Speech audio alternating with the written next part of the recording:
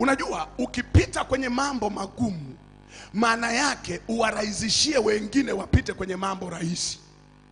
Tukasema msomi yeyote ni yule anayevunja vitu vigumu ili kuwafanya watu wapate kirahisi. Nisema ndio maana ukiona mwalimu anatunga mitihani migumu kuwakomoa wanafunzi, ujue huyo alirukia taaluma sio ya kwake. Mwalimu wa kweli anajitahidi kuwasaidia wanafunzi waelewe, wafaulu. Lakini ukiona mwalimu anaenda kutafuta mpaka misamiati kwenye dictionary, atafuta ambayo hata yeye mwenyewe haijui ili aiweke kwenye sentensi kulificha swali, huyo sio mwalimu. Huyo karukia taaluma. Yani mwalimu ambaye anatunga mitihani ambayo hata yeye mwenyewe bila marking paper na yeye anafeli, huyo sio mwalimu. Mwalimu siku zote ambaye ana sifa na wito ni yule ambaye anajitahidi sana. Yeye alisoma kwa shida, yeye anawasaidia wanafunzi wasome kwa raha, anawatafutia njia rahisi ili waweze kupenya na kuvuka. Kwa maana ya kwamba wewe ulikulia mazingira magumu kweli, hayakuwa na maombi, hayakuwa na neno. Hasa wewe umeipata hiyo neema, unataka tena mpaka watoto wako na wao wakulie mazingira ya shida. Bila maombi, malezi yako mabaya yataharibu. Ndio maana tukatoa mifano ya watu wachache ambao walifanya vibaya katika Biblia kuhusu malezi.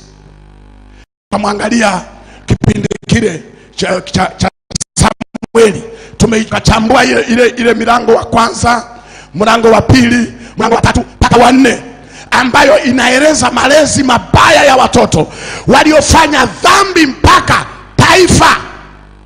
Tunaposema wana wa Israeli ni familia, ile familia ilipoingizwa katika dhambi, tukasema mwisho wakajikuta utukufu wa Mungu unaondoka kwenye taifa. Wanaishi maisha magumu, wanashindwa vita na vikabila vidogo vidogo, maana Mungu mwenye mkono wake ameshaondoa. Tukasema dhambi ikiingia kwenye familia, utukufu unaondoka. Na utukufu kiondoka kwenye familia, nyie mnaelewa, vita vinainuka katika familia. Unashangaa mtu na mdogo wake wanapeleka na mahakamani, wanaenda kila mmoja kwa waganga wa kienyeji. Mtu na ndugu yake mule ndani, mama anatafuta madawa muue mume wake, mume na yeye anatafuta mke afe. Kila mmoja yani mnaishi kwa timing kama panya na paka. Mwisho vitu vinaanza kuchukua nafasi. Niliwaambia amani kitoweka kwenye familia, dhambi kaingia humo ndani, vitu vinaanza kupata thamani kuliko watu. Unakuta mtu anaanza kuthamini nyumba kuliko ndugu zake, anathamini mashamba kuliko ndugu zake, anathamini vitu mbalimbali, magari na vitu vingine kuliko ndugu zake. Yuko tayari auwe ndugu zake apate mashamba, auwe ndugu zake apate nyumba, auwe ndugu zake amiliki maduka ya baba, auwe ndugu zake, yani yuko tayari aumize watu. Nilipata ushuhuda wa familia moja, inatisha. Yani mabinti wanataka kuua baba yao. Walishinda wakarudi. Wamerudi nyumbani wanasema baba kwa nini hafi? Wanataka yani shuhudia yeye mwenyewe amekoswa mara 2 afe. Baba yao mzazi sio wa kufikia. Baba yao mzazi wachukue. Yani vitu vya ajabu kweli. Kwa hiyo amani kiondoka kwenye maisha ya watu, dhambi katawala, utafanya vitu vya kutisha. Vitu vya kutisha. Ndio maana kuna wakati unahoji, hivi huyu mtu aliyefanya haya mambo alikuwa na akili timamu? Wewe mke wako kabisa, mke wako wa ndoa kabisa, uliyesema na kupenda mpaka kufa, amekosea kidogo, unapiga mpaka unakaribia kuua mke. Kisa amevunja chupa ya chai. Yani kwake chupa ya chai ya thamani kuliko mke. Kisa sijui kaendesha gari kagonga, yani gari la thamani kuliko mke. Kisa kuna vitu fulani ambavyo havikwenda sawa, mtu anapiga mpaka anataka kuua kwa ajili ya vitu.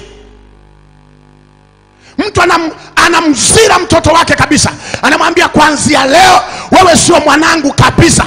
Kisa kachukua gari bila ruhusa. Kwa hiyo bora baki na gari nyumbani, mtoto aondoke. Yani kuna wakati unasema kweli waliotakiwa kuwa Mirembe ni wengi sana, sema tu kwa sababu hatukupima vipimo. Yani mtu uko tayari abaki na gari nyumbani, mtoto kamuzira, mtoto usikafanya nini, hataki kumuona.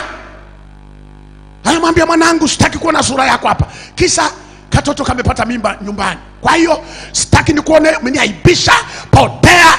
Alafu anasahau na yeye aliwahi kuwapa mimba watoto wa watu, ila wa kwake ndio wa thamani, wa wenzake ilikuwa halali. Anasahau hata mke wake aliye naye walimbambikizia baada ya kumpa mimba, wakasema chukua mzigo wako, hatutaki. Kamuoa, kaenda kuzaa naye mtoto wake, na yeye kwa bahati mbaya kala chipsi za watu, kazigaramia, bahati mbaya. Alafu anaanza kusema kuanzia leo sitaki nikuone nyumbani, sio kameenda kamerudi. Yani hawezi hata kumsamehe. Mwingine tu anasema hata shule sikusomeshi, ukome kabisa. Kisa katoto kama nani, haiwezekani, sikurudishi shule tena. We kama ada umefilisika, sema tu ukweli kwamba mtoto wangu ada sina. Ndio maana unasema siwezi kukusomesha, siwezi kufanya nini, nimekuzira. Kana kwamba na wewe wakati wa ujana wako uliishi maisha matakatifu, kumbe wewe ndio ulikuwa kiruka njia kweli kweli, umesahau ya kwako. Alafu ulifikiri umezaa malaika wasiokosea, mbona wewe ulikosea? Nilihubiri mahali fulani, mzee wa kanisa mmoja akamfuata mchungaji, akamwambia yani wewe uliona kuniita pembeni uniambie haifai, mpaka ukaenda kutafuta mtu, umemsomesha we, umemwelewesha maisha yangu. Akasema ila na yeye anajua kushika, maana kila ulichomwambia amekisema pale. Akasema lakini mchungaji, wewe ni mchungaji wetu, kama kuna mahali tumekosea uwe unatuita kuliko kutusema mbele ya watu. Mchungaji mwenyewe akasema hata mimi wakati mhubiri anahubiri uliniona nilinamisha kichwa chini, nikasema Mungu wangu, haya mambo umeniambia jana tu, huyu jamaa naye karuka nayo leo, si utasema nimemwambia? Akamwambia mimi sikumwambia kabisa. Akasema hapana, haiwezekani awe hajakosea hata kidogo, haiwezekani, umemwambia. Alafu yeye mwenyewe anasahau wakati ameingia kanisani aliinamisha kichwa, akasema Bwana naomba useme na mimi. Alafu Bwana anajibu maombi yake, anayakataa yeye mwenyewe, anasema hapana, ameambiwa na mtu. Wewe si ulisema aseme? Amen. Juzi hapo nilikuwa na semina mahali fulani ambayo tulimaliza Jumapili iliyopita. Mchungaji tumetoka kanisani, tunakuja ofisini kushukuru, akasema mchungaji umeniharibia. Nikasema kwa nini? Akasema kuna watu watatu waliwahi kuniambia matatizo yao, leo umesema yale yale. Akasema mpaka niliangalia kama wapo au hawapo. Akasema bahati mbaya nikakuta wapo na wameinamisha vichwa chini. Akasema Mungu wangu, nitaficha wapi uso wangu nikionana nao? Nikasema mchungaji wala usijali, aliyesema nao ni roho. Akasema lakini wao wataamini ni roho? Kwa hiyo afichae dhambi zake hawezi kufanyaje? Kufanikiwa. Soma ile Mithali 28 mstari ule wa 13, anasema afichae dhambi zake hawezi kufanikiwa kamwe. Kwa nini? Kwa sababu dhambi kishaingia kwenye familia, utukufu wa Mungu unafanyaje? Ndio maana tunasema toba pekee ndio inayorudisha utukufu wa Mungu, hakuna njia ya mkato. Ndio maana juzi nilikwambia usifikiri utarudisha utukufu wa Mungu kwa maji ya upako, sijui kwa chumvi, picha za wahubiri, sijui vitu gani. Hivyo havirudishi utukufu. Kama umeondoka kwa sababu ya dhambi, ili uweze kurudi ni toba. Tubu tu, hakuna njia ya mkato. Nyosha maelezo. Amen. Kwa hiyo nakusihi, tunapomaliza mwaka huu, najua vitu vingi tutaongea usiku. Tunapomaliza mwaka huu, hebu fika mahali jikoki upya. hata mwembe huwa unajua haya mawe kwa ajili ya maembe. Anajua wakati huu sio msimu wa maembe, haya mawe kuna nyoka, na mimi nisaidiane na matawi kumdondosha, vinginevyo tutakula mawe mpaka mwisho. Dawa ni kumwambia nyoka shuka chini wakakushughulikie. Mwembe unajua huu ni wakati wa maembe, huu sio wakati wa maembe. Sasa wewe unafanya makosa, watu wakikushambulia unaanza wananionea, mimi ni mti wenye matunda. Una matunda gani wewe? Una matunda gani wewe? Tabia zako ni mbovu, watu wanakushambulia kwa ukweli. Unajua mimi ukoo wangu hawanipendi, hawanitaki, ndio maana wananikalia vikao. Sikiliza ajenda zao, zina uongo. Wamesema wewe huhudhurii misiba.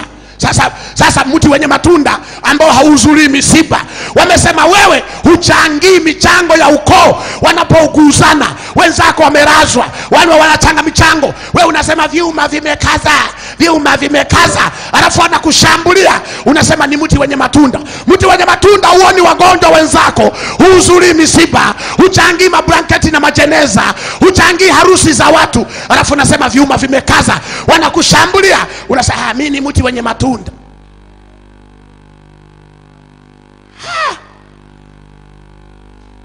Ukiona watu wamekuchangia harusi, michango ya harusi ni mikopo, michango ya harusi ni madeni, utalipa na riba. Kwa sababu yeye alikuchangia kachupa ka chai, alinunua kipindi kile 1500, anakuja kuoa wakati chupa zimepanda bei, kwa hiyo unalipa na riba juu.